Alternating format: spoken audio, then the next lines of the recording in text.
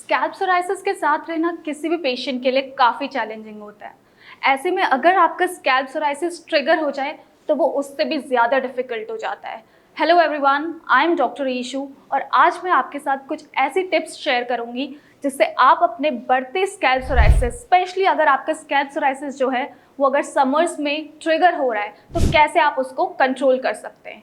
तो पहली जो टिप है वो ये है कि आपको अपने स्कैल्प को स्क्रैच करने से अवॉइड करना है, क्योंकि अगर आप स्कैल्प को अगर स्क्रैच करेंगे और आपके वहाँ पे सोराइसिस के पैचेस हैं तो इससे क्या होगा, ब्लीडिंग होने के चांसेस ज़्यादा हो जाते हैं, साथ ही साथ इन्फेक्शन के भी चांसेस बन जाते हैं वहाँ पे। तो आपको ऐसा बिल्कुल नहीं करना है। आई नो समर्स है, इचिंग होना इज़ वेरी कॉमन, क्योंकि स्वेटिंग की वजह से इचिंग होगी ही होगी। तो ऐसे में इचिंग ना करते हुए बेटर है कि आप अपने साथ वेट वाइप्स रखें या फिर कोई कॉटन का कपड़ा रखें, तो उससे आप यूज़ कर सकते हैं।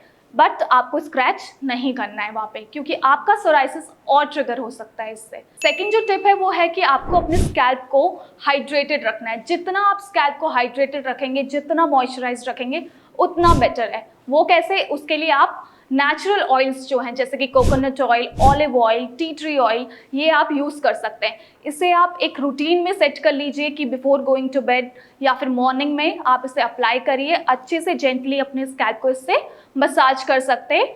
तो या फिर आप क्या करें कि before half an hour before shampooing your hair आप इसे अच्छे से अप्लाई कर लीजिए अपने स्कैल्प पे। देन अपने हेयर को किसी माइल्ड शैम्पू से वॉश कर लीजिए।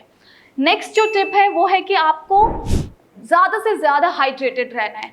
प्लेंटी ऑफ वाटर इनटेक आपको करना है। मेक श्योर करना है कि आप एटलीस्ट पर डे 10 से 12 ग्लास पानी का ज़रूर पिएं, जिससे कि आपको डिहाइड्रेशन ना हो, साथ ही साथ जो है ड्राइनेस है वो ना बनी रहे। नेक्स्ट जो टिप है वो ये है कि आपको एक्सेसिव सनलाइट का एक्सपोजर भी अवॉइड करना है।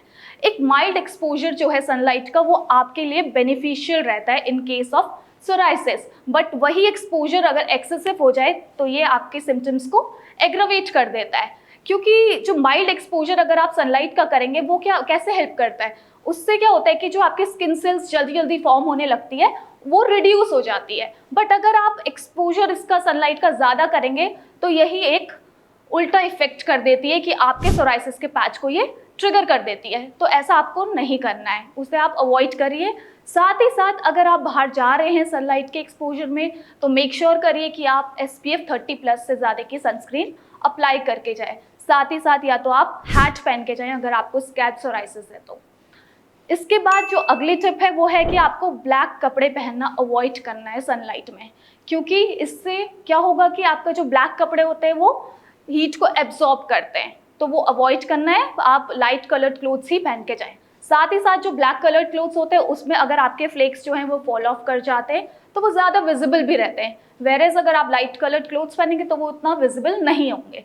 तो ये चीज़ भी है जो आपको ध्यान में रखनी है। नेक्स्ट टिप ये है कि आपको जो है रेगुलर शावर्स लेने हैं। इससे क्या होगा कि आपका जो स्कैल्प है वो क्लियर रहेगा और जो आपके सोराइसिस के फ्लेयर अप्स हैं वो भी प्रिवेंट रहेंगे। तो इसके लिए आपको मेक श्योर करना है कि आप ज़्यादा हार्श केमिकल्स वाले शैम्पूज़ ना यूज़ करें। साथ ही साथ ऐसे शैम्पूज़ आपको यूज़ नहीं करने जिसमें ज़्यादा फ्रेग्रेंस हो, तो माइल्ड शैम्पूज़ ही आप यूज़ करिए जो कि स्पेशली जो है डिज़ाइन हो एक सेंसिटिव स्कैल्प के लिए, तो वो बेटर रहेगा आपके लिए यूज़ करना। इसके साथ ही साथ ये सारी जो टिप्स मैंने बताई है, इसके साथ आपको अपनी डाइट का भी खास ख्याल रखना है कि आप खट्टी चीज़ें बिल्कुल अवॉइड करिए, प्रोसेस्ड फूड्स अवॉइड करिए, साथ ही साथ आपको ज़्यादा मीठी चीज़ें भी नहीं लेनी हैं। तो ये सारी चीज़ों का आप ध्यान रखिए और आप ये टिप्स भी साथ में फॉलो करिए, तो आपका जो सोराइसिस है वो गर्मियों में भी कंट्रोल रहेगा। Thank you.